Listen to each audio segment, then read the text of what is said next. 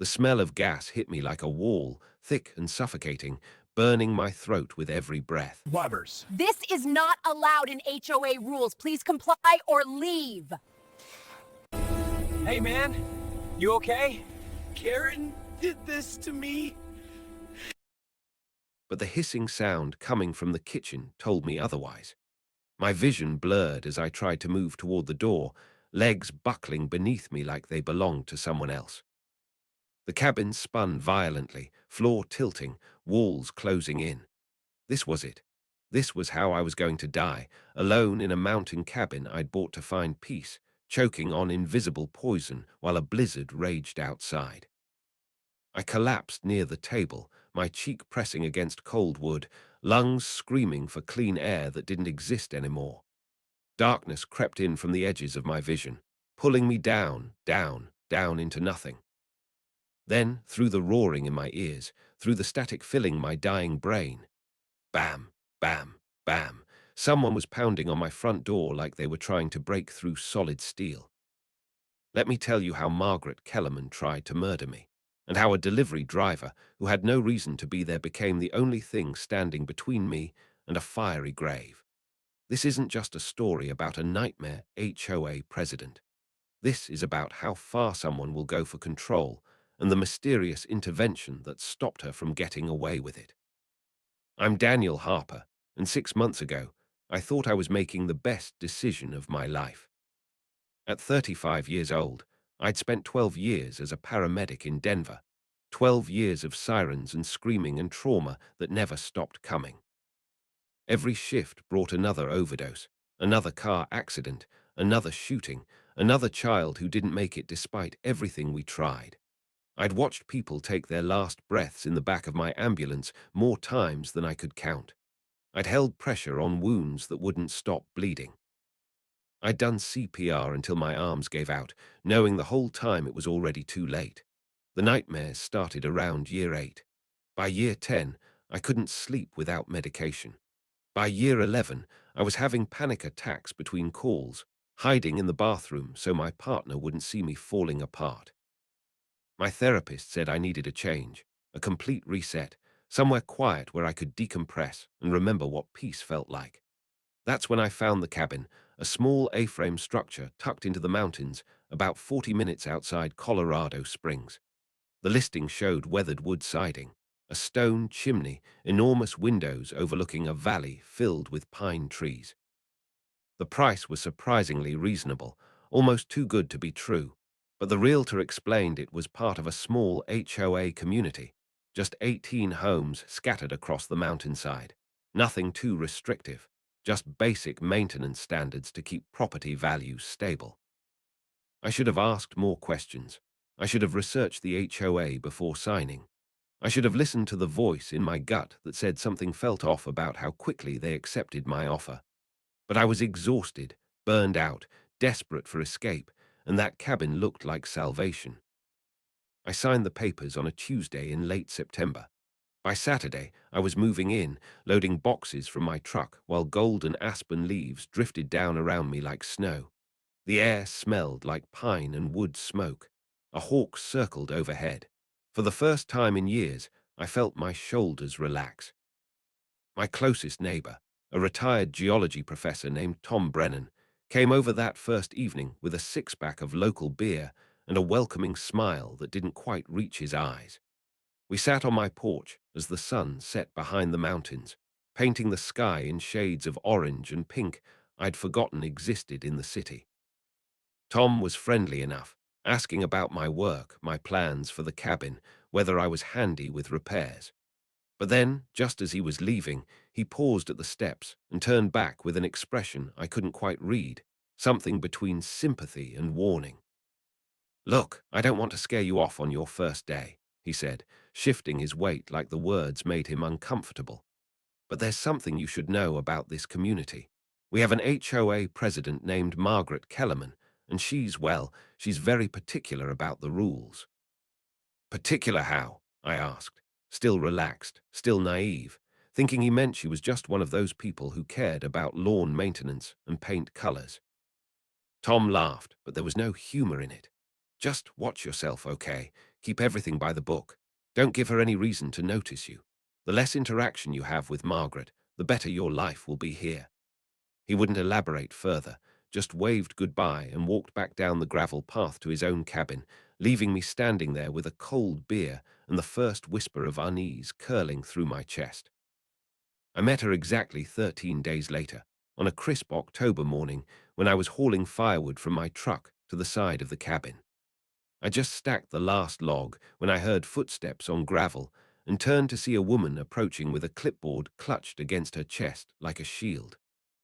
She was probably in her early 50s, with steel-grey hair pulled back so tightly it seemed to stretch her face, wearing a navy blazer and pressed khakis that looked absurdly formal for a Saturday morning in the mountains.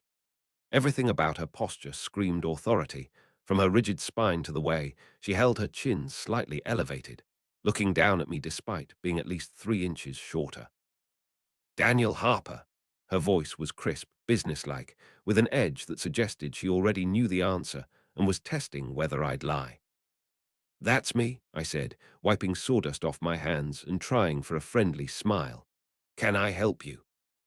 "Margaret Kellerman, HOA president." She didn't extend her hand for a shake, just shifted the clipboard and clicked her pen with sharp, precise movements. "I'm conducting a routine property inspection of all residences in the community. I've identified several violations on your property that need immediate attention." I blinked, genuinely confused. "Violations? I just moved in less than 2 weeks ago. I haven't changed anything." Her lips pressed into a thin line that might have been a smile, but looked more like suppressed irritation. "The HOA standards apply to all residents regardless of tenure. First, your front door is painted in an unapproved shade of brown. According to Section 4.2 of the Community Bylaws, all exterior doors must be mountain ridge brown, aspen bark, or natural cedar. Yours appears to be something closer to walnut." "It's the original door," I said slowly, feeling like I'd stepped into an alternate reality. "It came with the cabin. The previous owners lived here for 8 years." "The previous owners received the same violation notice multiple times," Margaret replied without missing a beat. "Their non-compliance is not precedent for yours. You'll need to repaint within 30 days or face a $50 fine." She made a check mark on her clipboard. "Second, there are leaves accumulated on your driveway. Section 7.1 requires all driveways to be kept clear of natural debris." I glanced at my gravel driveway, where maybe a dozen aspen leaves had gathered near the edge. We were surrounded by thousands of trees. Leaves were falling constantly. "You're serious right now." "Section 7.1 is quite clear," she said, making another note. "Third, you have a bird feeder hanging from your front porch eave. According to Section 9.4, all animal feeding stations must be located at least 15 feet from any property structure and 20 feet from property lines. Yours is in direct violation." The bird feeder was a small wooden house my sister had given me as a housewarming gift. I'd hung it 3 days ago and had been enjoying watching chickadees and nuthatches visit while I drank my morning coffee. "I'll move it," I said, trying to keep my voice level, reminding myself that this was just bureaucratic nonsense, nothing worth getting upset over. "Fourth," Margaret continued, as if I hadn't spoken, walking slowly around my truck with her pen poised over the clipboard, "you have an unauthorized firewood stack. Section 11.2 states that all firewood must be stored in approved containers or storage sheds, not stacked openly where it's visible from common areas." "I need that firewood to heat my cabin," I said, feeling the first real spike of anger pushing through my confusion. "It's October in the mountains." "Then I suggest you build or purchase an approved storage solution." She completed her circuit around my property and stopped directly in front of me again, close enough that I could smell her perfume, something floral and overpowering. "You'll receive formal violation notices by mail within 3 business days. Each violation includes a correction timeline and associated fines for non-compliance. Welcome to Pine Ridge Community, Mr. Harper. I trust you'll take our standards seriously." She walked away before I could respond, her footsteps measured and precise on the gravel, leaving me standing there beside my truck with my pulse hammering in my ears and a sick feeling growing in my stomach. Tom's warning echoed in my head, "Watch yourself. Don't give her any reason to notice you." But it was already too late. Margaret had noticed me, and something in the way she'd smiled, that cold, satisfied expression, told me this was just the beginning. The violation notices arrived exactly 3 days later, formal letters on official HOA letterhead, complete with photographs Margaret had taken of my cabin from multiple angles. But these weren't the only violations listed. Now there were 9 total, including things I couldn't possibly have known about, regulations buried so deep in the HOA bylaws that I had to spend 2 hours searching through the 147-page document I'd barely glanced at during closing. Apparently my welcome mat was 2 inches too large. My mailbox post needed repainting. My outdoor thermometer was mounted in an unapproved location. My trash cans were visible from the road on a non-collection day, even though collection day wasn't until the next morning, and I'd put them out at 6 p.m. like the waste management company instructed. I tried to comply. I really did. I repainted the door, spending an entire Saturday driving to 3 different hardware stores to find the exact shade of Mountain Ridge brown that matched the approved sample. I moved the bird feeder. I raked every single leaf off my driveway, even though more fell before I'd finished. I built a simple 3-sided wooden enclosure for my firewood, using plans I found online that met the dimensional requirements listed in Section 11.2. I bought a smaller welcome mat. I repainted my mailbox post. I moved my thermometer. I kept my trash cans in the garage until exactly 6 a.m. on collection day. None of it mattered. 2 weeks after the first violation notices, I received 7 more. My window screens were dusty. My chimney needed sweeping, even though I'd had it professionally cleaned before moving in and had the receipt to prove it. My truck was parked at a slight angle in my driveway, creating an unsightly visual disruption. There were pine needles on my roof, a spiderweb in the corner of my porch. My porch light was too bright, exceeding the maximum lumens allowed by Section 13.7. My welcome mat, the new smaller one, was now considered too dark in color. I called Margaret, trying to stay calm, trying to be reasonable. "Ms. Kellerman, I've corrected everything you flagged in the first notice. Some of these new violations seem, pine needles on the roof. I'm surrounded by pine trees, spiderwebs. I can't control where spiders build webs. The HOA standards don't make exceptions for nature, Mr. Harper," she replied, her voice perfectly pleasant and absolutely inflexible. "All residents maintain their properties to the same standards. If you're finding compliance difficult, perhaps mountain living isn't suitable for you." "I'm not finding it difficult," I said, gripping the phone harder. "I'm finding it unreasonable. Nobody could keep up with these standards. It's physically impossible. Other residents manage just fine." There was a pause, and I could hear papers rustling. "In fact, you're currently the only property owner with outstanding violations. That should tell you something." After she hung up, I walked down to Tom's cabin and asked him directly, "Am I crazy, or is she targeting me specifically?" Tom invited me in, poured me a whiskey I didn't want but drank anyway, and sighed heavily before answering. "She does this to new people sometimes. I don't know why. Some kind of power thing, maybe. She did it to the couple who lived in your cabin before you.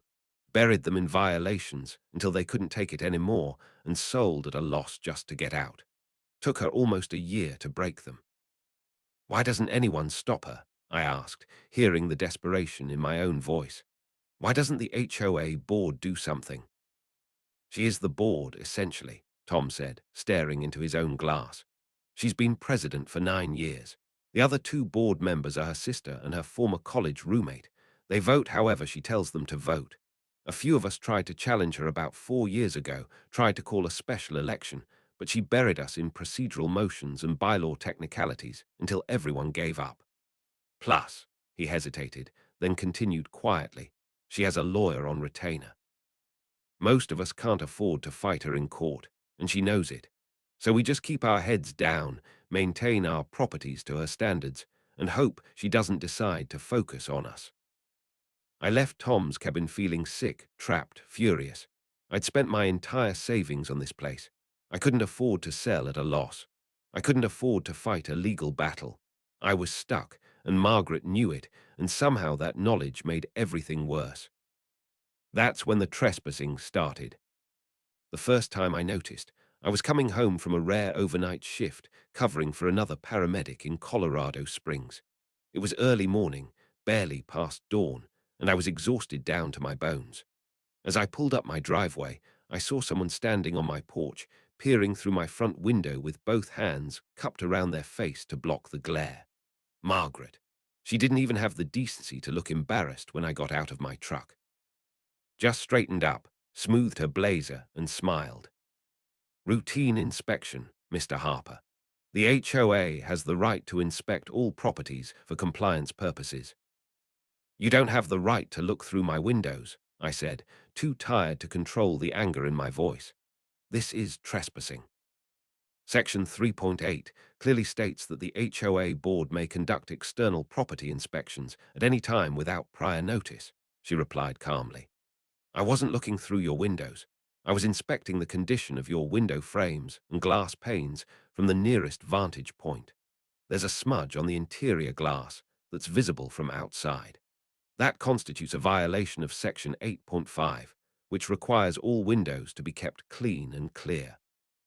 She walked past me, down my porch steps, and I was too stunned to do anything but watch her go.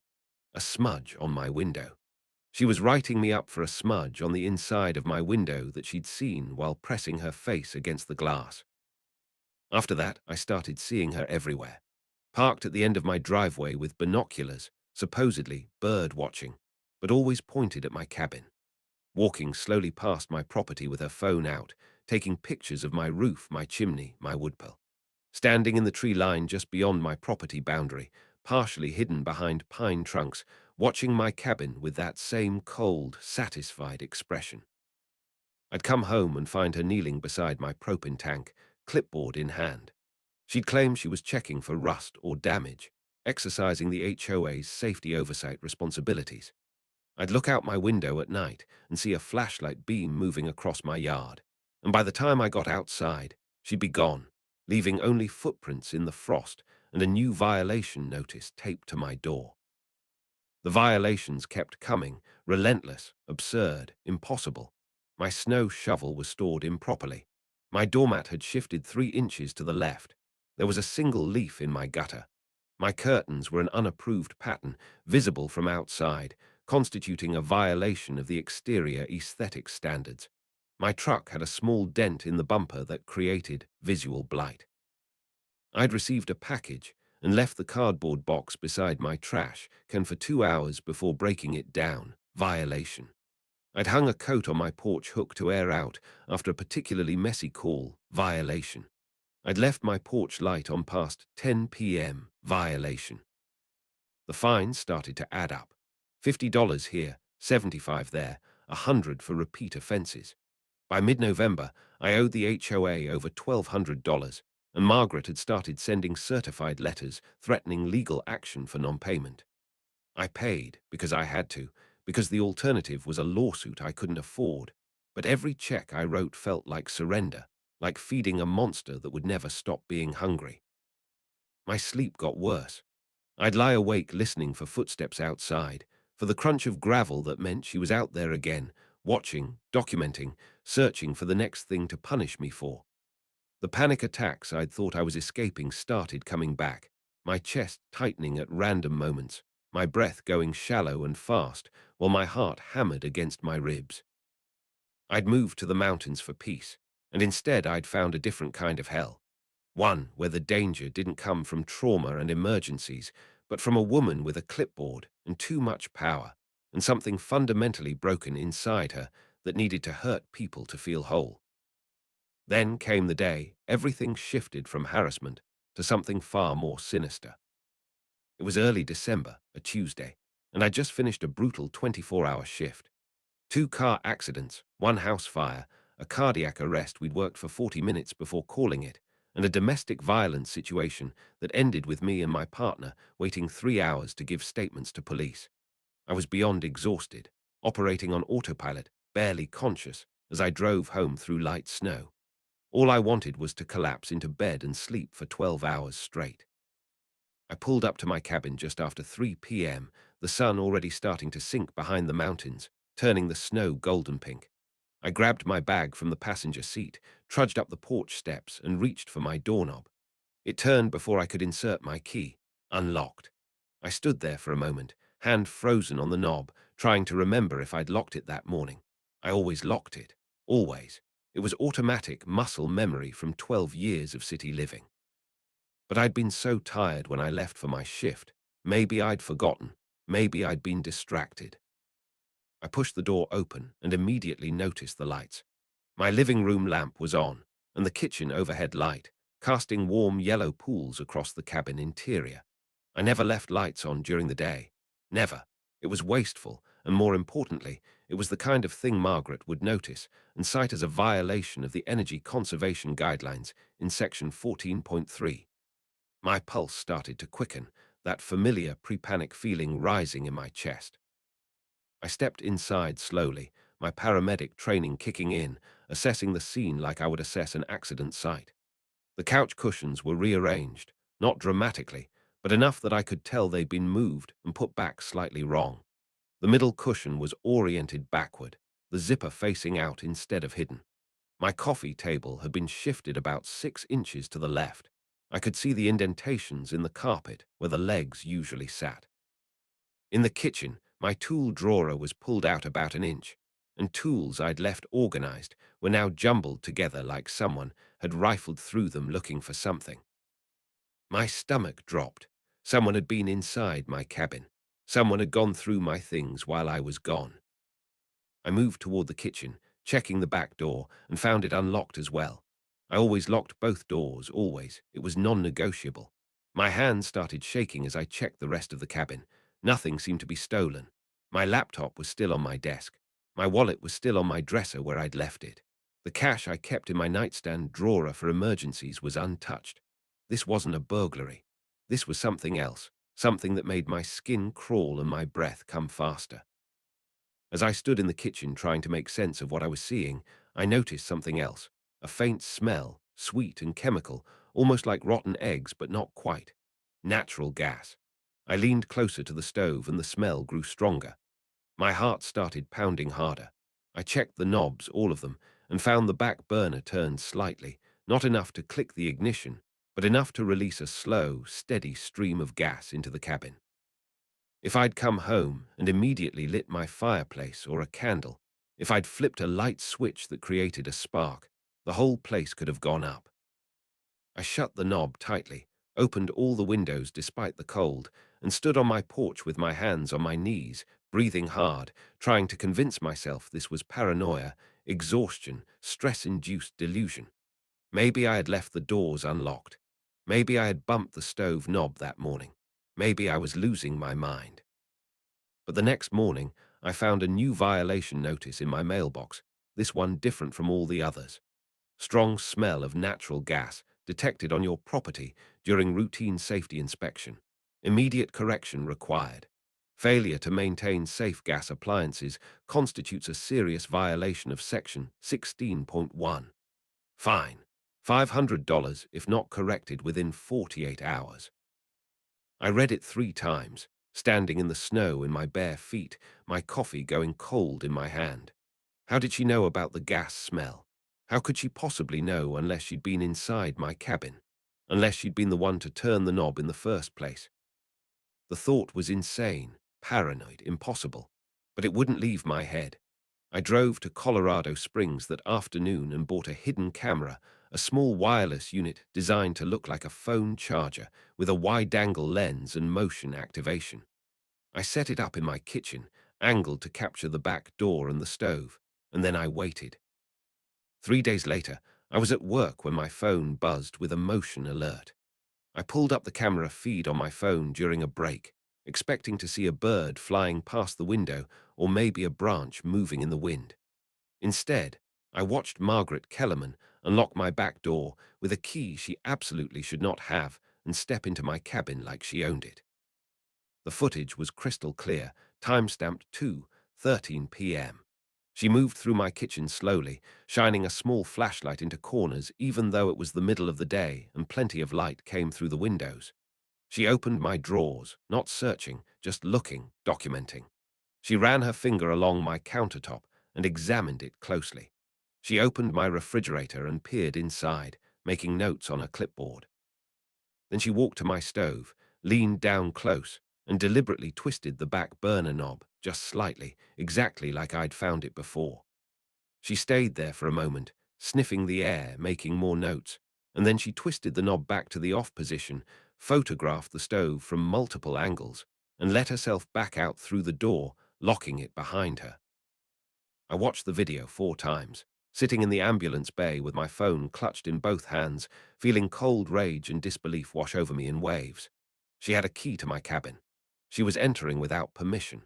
She was creating violations, manufacturing evidence, deliberately putting me in danger so she could find me for it. This wasn't harassment anymore. This was criminal. This was breaking and entering, trespassing, maybe even attempted assault given that gas leak. I saved the video to 3 different cloud services and my personal hard drive. Then I drove straight to her house the next morning, knocking on her door with the kind of controlled fury that comes from 12 years of staying calm during emergencies. She answered wearing a bathrobe and reading glasses, looking annoyed at the interruption. "Mr. Harper, this is highly inappropriate." "I have you on camera," I interrupted, my voice low and hard. "Breaking into my cabin, going through my things, turning on my gas stove. I have video evidence of you trespassing and creating false violations. You need to stop this right now, or I'm going to the police." For just a second, something flickered across her face, surprise maybe, or calculation. Then her expression smoothed back into that same cold, superior smile. "I have no idea what you're talking about. The HOA has authorized access to all properties for safety inspections. If you've installed surveillance equipment to interfere with legitimate HOA business, that itself is a violation of Section 19.4, which prohibits interference with board duties. You should be very careful about making accusations you can't prove, Mr. Harper." "I can prove it," I said. "I have video." "Video can be edited, manipulated, taken out of context," she replied smoothly. "You're clearly under a great deal of stress. Perhaps the mountain lifestyle is too demanding for someone with your background. I've seen this before, new residents who can't handle the isolation, who become paranoid and accusatory. It's really quite sad." She started to close the door, then paused. "If you want to continue living in this community, I suggest you stop making wild accusations and focus on bringing your property into compliance. You currently have 23 outstanding violations, and you owe the HOA $3,200 in fines. That's what you should be worried about, not whatever conspiracy theories your exhausted mind is inventing." She shut the door in my face, leaving me standing on her porch with my hands clenched into fists and my whole body shaking with rage and helplessness. I went to the HOA board next, requesting an emergency meeting, bringing my laptop to show them the video evidence. The other 2 board members, Margaret's sister Carol and her college roommate Diane, sat across from me in Carol's dining room with identical expressions of polite skepticism. They watched about 30 seconds of the video before Carol held up her hand. "Mr. Harper, as Margaret already explained to you, the HOA board has the authority to conduct safety inspections of all properties. What you're showing us is simply Margaret performing her duties as president. There's nothing inappropriate here." "She's entering my home without permission," I said, hearing the desperation creeping into my voice. "She's turning on my gas stove. She's creating violations that don't exist so she can fine me." "The violations exist because your property is not in compliance," Diane said primly. "Margaret has been exceptionally patient with you, far more patient than she needs to be. Instead of making these paranoid accusations, you should be thanking her for her dedication to community safety." "Are you serious right now?" I looked between them, searching for any sign of reason, finding nothing. "You're really going to sit there and tell me it's normal for the HOA president to let herself into my cabin when I'm not home?" "The HOA bylaws clearly state," Carol began. I don't care what the bylaws say. I slammed my laptop shut harder than I meant to, making both women flinch. What she's doing is illegal. It's trespassing. It's harassment. If you won't do anything about it, I'm going to the police. I did go to the police. That same afternoon, walking into the county sheriff's office with my laptop and my violation notices and my story spilling out in an angry rush. The deputy who took my statement was polite, professional, and ultimately useless. He watched the video, made notes, and explained that unless I could prove the HOA bylaws didn't give Margaret access to my property, it wasn't clear that a crime had been committed. The gas stove situation was concerning, but it could be argued she was checking for a leak, not creating one. He suggested I consult with a lawyer about the HOA's authority and maybe consider getting my locks changed. I got my locks changed the next day, paying $200 I couldn't really afford for a locksmith to install new deadbolts on both doors. 2 days after that, I came home to find Margaret standing on my porch with a clipboard and a sour expression. Changing your locks without providing the HOA with emergency access keys is a violation of Section 4.7, she said, handing me a new violation notice. You have 48 hours to provide copies of all door keys to the board or face a $500 fine. You're not getting keys to my cabin, I said flatly. Then you'll be fined. She smiled that cold smile.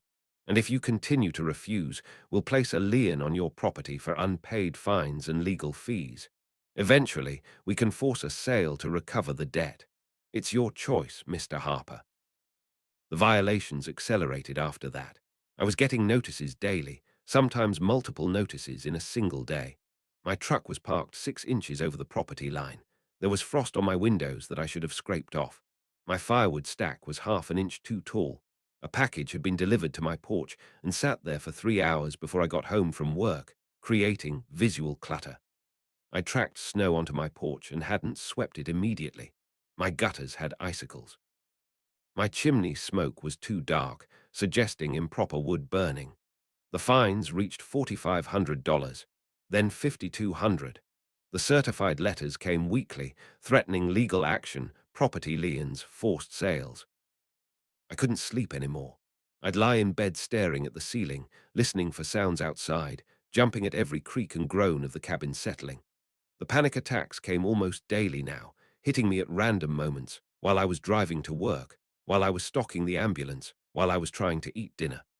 My hands would start shaking, and my chest would tighten, and my breath would come in short, sharp gasps while my vision tunneled down to nothing. My partner noticed. My supervisor noticed. I got pulled into an office and asked if I needed time off, if I was fit for duty, if something was wrong at home. I couldn't explain that I'd escaped the trauma of city paramedicine, only to find myself trapped in a different nightmare, stalked by a woman who had decided for reasons I couldn't understand that I needed to be destroyed. I couldn't explain that I was terrified in my own home, that I couldn't relax, couldn't rest, couldn't feel safe, because at any moment she might be out there in the darkness, watching, documenting, planning. So I said I was fine, just adjusting to mountain living, dealing with some HOA nonsense, nothing serious. They didn't believe me, but they let it go. Margaret started showing up more frequently, sometimes every other day, always with her camera and clipboard, circling my property like a predator circling wounded prey.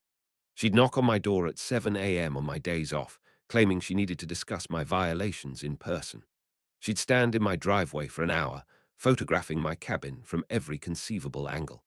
Neighbors started avoiding eye contact when they saw me, uncomfortable with my situation, unwilling to get involved. Tom stopped returning my calls. When I finally walked down to his cabin to ask why, he answered the door with an apologetic expression and spoke quietly, like he was afraid she might hear. "I'm sorry, Daniel. Margaret came by last week and reminded me that my property has some borderline compliance issues she's been overlooking. She suggested it might not be in my best interest to associate with problem residents. I can't afford to become her next target. I've only got 4 years until retirement. I just need to keep my head down until then. I'm sorry." The isolation was almost worse than the violations. I'd moved to the mountains to find peace, but I'd found a prison instead, trapped in a beautiful cabin that had become a source of constant stress, surrounded by neighbors too frightened to help, targeted by a woman who seemed to feed on control and suffering. By mid-December, I was seriously considering just walking away, abandoning the cabin and the mortgage and everything I'd invested, cutting my losses and running before she destroyed me completely. But I was stubborn, and I was angry, and some part of me refused to let her win, refused to give her the satisfaction of watching me break. That stubbornness almost killed me. The winter storm hit on December 18th, rolling in from the north with the kind of violence that makes the mountains dangerous. The temperature dropped from the low 30s to single digits in less than 3 hours. Wind screamed through the valley, bending pine trees almost horizontal, ripping branches away and sending them tumbling through the air like missiles. Snow fell so thick and fast that visibility dropped to nothing, just a wall of white chaos outside every window. The power flickered twice, went out, came back on, went out again and stayed out. I'd been through mountain storms before, knew the drill, knew to fill the bathtub with water while the power was still on, knew to charge my phone and my flashlights, knew to bring extra firewood inside before I couldn't see to navigate the yard. I had a camping stove for cooking, blankets for warmth, enough food for several days. I'd be fine. Uncomfortable, but fine. By 6 p.m., the storm was in full force, and the temperature inside the cabin was dropping fast without the electric heater. I lit my fireplace, building up a good strong fire that pushed back the cold. Then I made soup on my gas stove, standing in the kitchen and listening to wind hammer against the walls. The cabin groaned and creaked under the assault, but it was solid, well built, designed for exactly this kind of weather. I ate my soup sitting close to the fireplace, watching the flames dance and trying not to think about violations, about Margaret, about the fact that I'd spent another day off work dealing with HOA nonsense instead of resting. When I finished eating, I left my bowl in the kitchen and went back to the living room to add more wood to the fire. The temperature was still dropping. I'd need to keep the fire going strong all night. I knelt beside the fireplace with a fresh log in one hand and my fire poker in the other, arranging the wood, stoking the flames. I was reaching for the matches when it hit me, a smell so powerful and chemical it made my eyes water instantly. Natural gas, thick and heavy, filling the cabin, concentrated enough that I could taste it in the back of my throat. My training kicked in immediately, the same calm assessment that helped me function at accident scenes. Gas leak, Major, source likely the kitchen stove. Don't create any sparks. Don't flip any switches. Don't light any flames. Get out now. I dropped the matches and turned toward the door, but the gas had already saturated the air in my lungs, and the first real breath I took sent the world spinning. My legs buckled. I caught myself on the couch, tried to push toward the door, made it 3 steps before my knees hit the floor. The cabin tilted violently. My vision blurred, doubling, tripling. I couldn't get enough oxygen, couldn't think clearly, couldn't coordinate my limbs. I collapsed beside the coffee table, my cheek pressing against the cold floor, fighting to stay conscious, fighting to move, but my body wouldn't respond. Darkness crept in from the edges like ink spreading through water. This was it. This was how I died. Alone in a cabin, poisoned by gas, while a blizzard raged outside and nobody even knew I was in trouble. Through the growing darkness, through the roaring in my ears, I heard it. Bam, bam, bam. Someone pounding on my front door with desperate urgency. Bam, bam, bam. The sound was distant, dreamlike, barely cutting through the fog filling my mind. I tried to lift my head, tried to call out, but nothing worked. My lips moved without sound. My arms wouldn't support my weight. Daniel, a voice, male, young, muffled by the door and the wind. Daniel, open the door. Bam, bam, bam. I focused every remaining scrap of will I had on movement, on crawling, on reaching that door. My fingers clawed at the floor. I dragged myself forward an inch, maybe two, my chest burning, my head pounding, consciousness slipping away like water through my fingers. The door burst open, the lock giving way under force, and suddenly there was someone grabbing me, hands under my armpits, dragging me across the floor. Cold air hit my face, shocking, painful, wonderful. Snow and wind and freezing mountain air filling my lungs, clearing the fog just enough for me to see Connor, the UPS driver who delivered packages to the community, pulling me down my porch steps and across my yard. "Come on, stay with me, Daniel, stay with me." His voice was high with panic, breath coming in short gasps from effort and fear.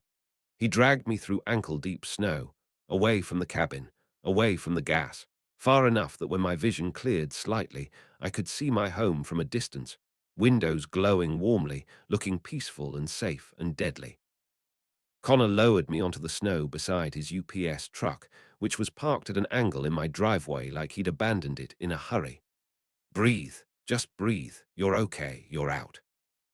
I tried to speak, managed only a choking cough. My lungs felt raw, my head pounded. But I was breathing clean air now, and consciousness was returning in painful waves. "We need to get you further away," Connor said, looking back at the cabin with fear in his eyes. "If that gas finds an ignition source." The explosion cut off his words. A massive boom that seemed to come from everywhere at once, felt more than heard. A percussion wave that rattled my chest and knocked Connor backward into the snow. The cabin windows blew outward in a spray of glass that caught the light from the explosion, sparkling like diamonds against the dark storm. Flames erupted through the window frames, angry orange and red against the white snow, roaring even above the wind. I watched my home, my sanctuary, my escape from trauma, transform into an inferno. The roof caught fast, flames spreading across the shingles and consuming them. The walls held for a moment, then began to sag inward as the structure failed. Heat rolled across the snow toward us, intense enough that I could feel it even 30 feet away. Connor pulled me further back, both of us stumbling through the snow, unable to look away from the destruction. We sat there together in the storm, watching the cabin burn, until eventually Connor remembered his phone and called 911.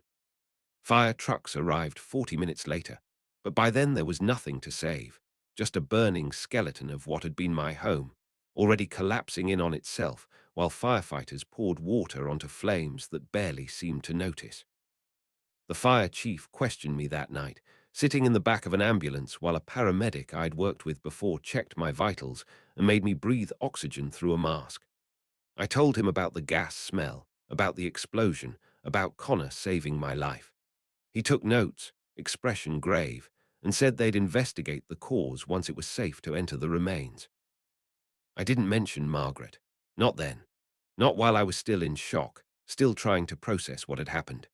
But later, after they'd cleared me from the hospital where they'd taken me for observation, after I'd checked into a motel in Colorado Springs with nothing but the clothes I'd been wearing and the phone in my pocket, I pulled up the camera footage.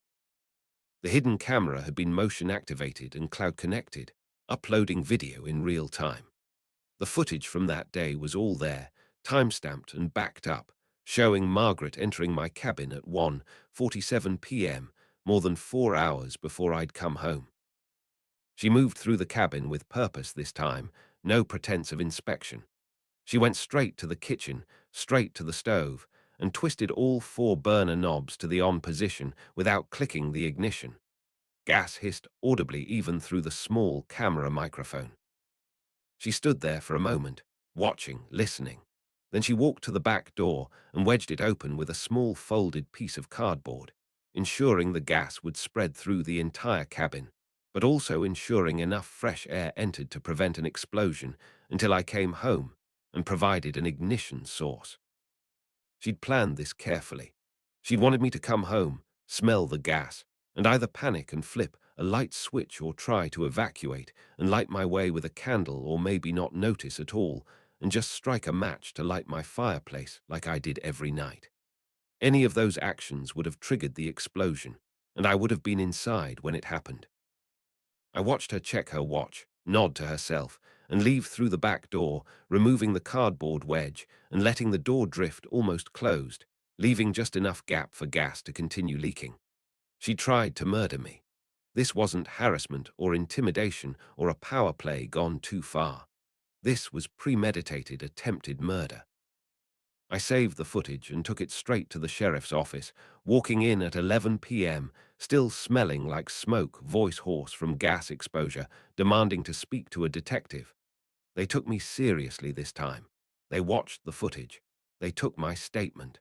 They went to Margaret's house that same night and brought her in for questioning. She denied everything, of course, claimed the video was doctored, that I was mentally unstable, that I'd probably left the gas on myself in some kind of insurance fraud scheme and was now trying to blame her. Her lawyer showed up within an hour, expensive and aggressive, demanding they charge me with filing a false report or release his client.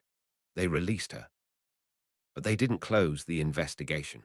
The fire marshal ruled the explosion consistent with deliberate gas accumulation from multiple burner sources, noting that all 4 stove knobs had been found in the on position in the debris, which was inconsistent with accidental gas leak scenarios. The sheriff's department served a warrant for Margaret's phone records, her computer, her financial records. They interviewed neighbors, HOA board members, previous residents who'd had conflicts with her. The case built slowly over months, piece by piece, while I lived in a cheap extended-stay motel and tried to put my life back together. My insurance company investigated the fire, initially suspicious given the circumstances, but eventually ruled it a criminal act rather than fraud and paid out my claim. The HOA sued me for unpaid fines.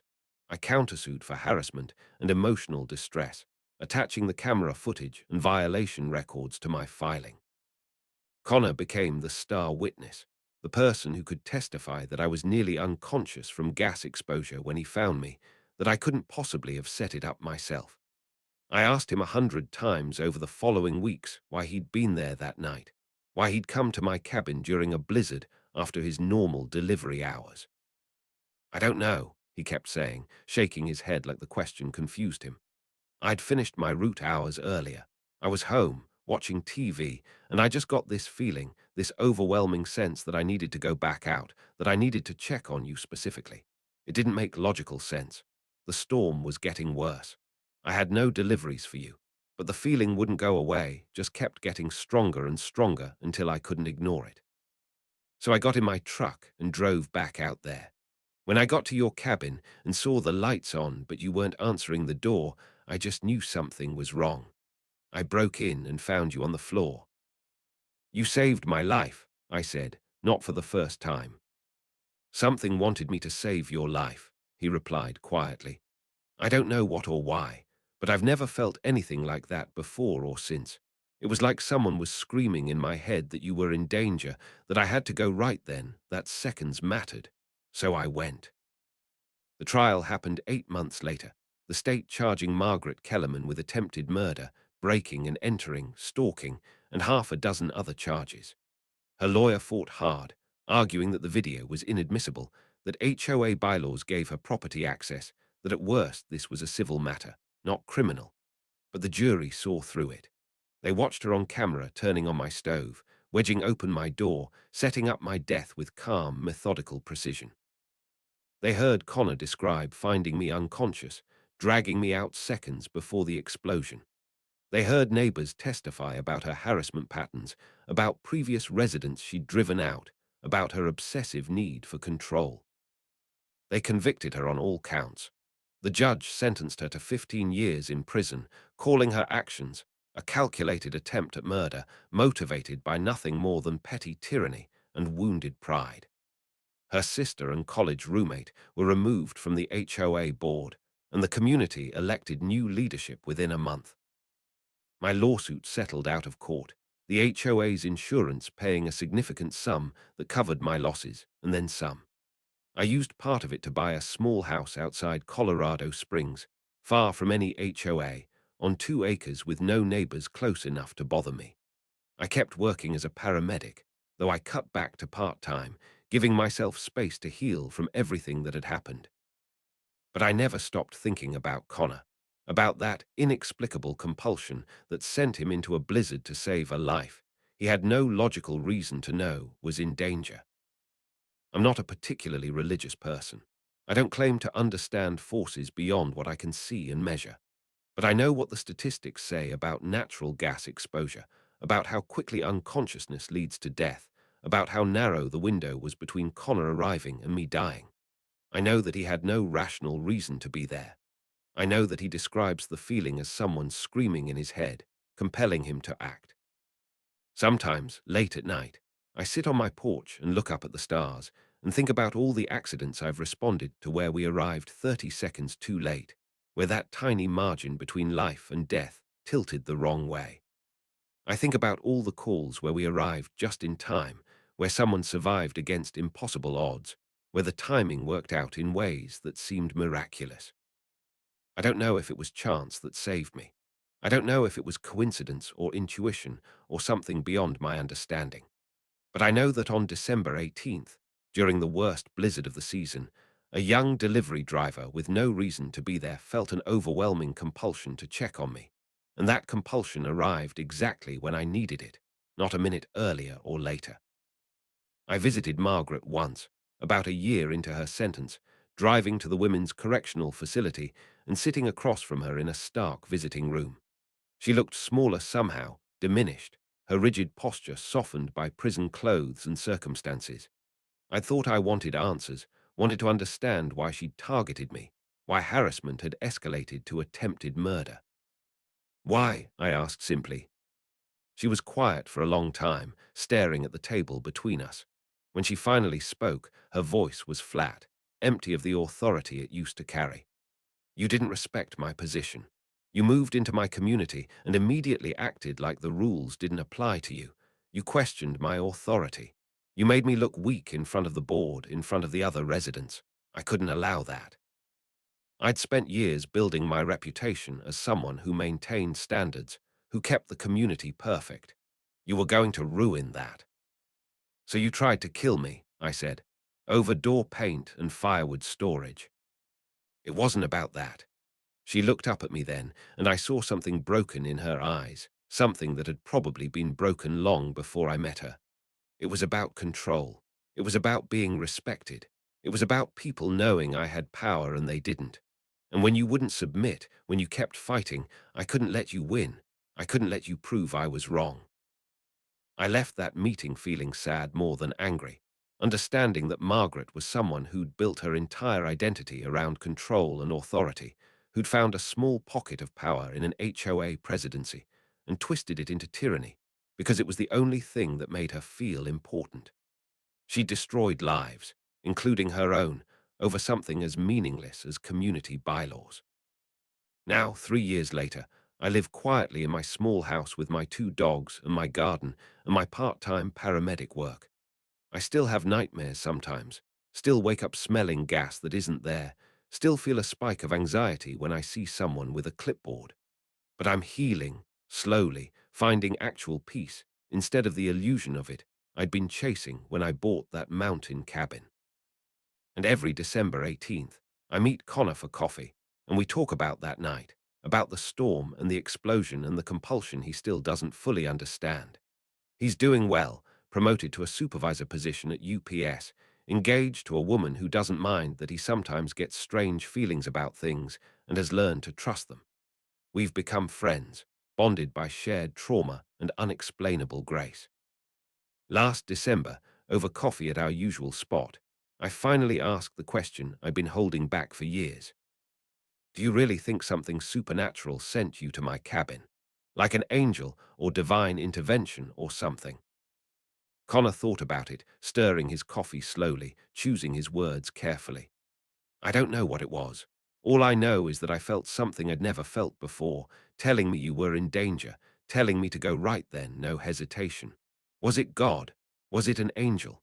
Was it just my subconscious picking up on details I didn't consciously notice? I honestly don't know, and I'm okay with not knowing. What I do know is that you're alive, and I was exactly where I needed to be exactly when I needed to be there, and that feels like more than coincidence. I think about that conversation a lot. I think about all the things we can't explain, about the narrow margins between disaster and deliverance, about the mysterious forces that sometimes seem to intervene in our lives at exactly the right moment. I don't have answers. I don't claim special knowledge or divine favor. But I keep living, and I keep working. And I keep trying to be the kind of person who notices when someone else needs help, who acts on those inexplicable compulsions that might save a life. Because somewhere out there, someone is in danger they don't see coming. Someone is being targeted or harassed or threatened by a person who's supposed to be trustworthy. Someone is seconds away from disaster and doesn't know it yet. And maybe, just maybe, if enough of us pay attention to those strange feelings, those unexplainable compulsions, those moments when something tells us to check on someone or make that call or show up, even though it doesn't make logical sense, maybe more people survive their Margaret Kellermans. I survived mine. I survived because a young man I barely knew listened to a voice in his head that told him to drive into a blizzard. I survived because he trusted something he couldn't explain and acted on it without hesitation. I survived because in the seconds that mattered most, I wasn't alone. If you're dealing with harassment from an HOA or a neighbor or anyone who's using their position of authority to make your life hell, document everything. Keep records, install cameras, save every email and letter and violation notice.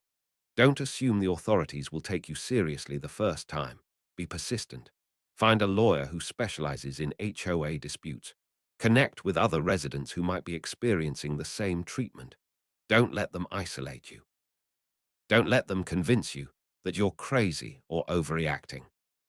And if you ever get one of those strange feelings, one of those inexplicable compulsions to check on someone or reach out to someone or show up somewhere, even though it doesn't make logical sense, trust it, act on it.